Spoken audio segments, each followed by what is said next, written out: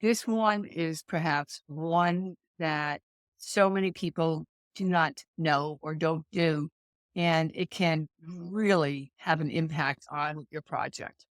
Will this be the only project you're working on? You need to understand the workload of the contractor. It's crucial. Inquire whether this project will be their sole focus or if they will be juggling multiple projects simultaneously. This information can give you insight into their availability and dedication to your project. One of the reasons we prefer smaller companies to work with is because they frequently are focusing on you. Larger companies may have project managers and they're moving crews around between 3 or 4 different jobs.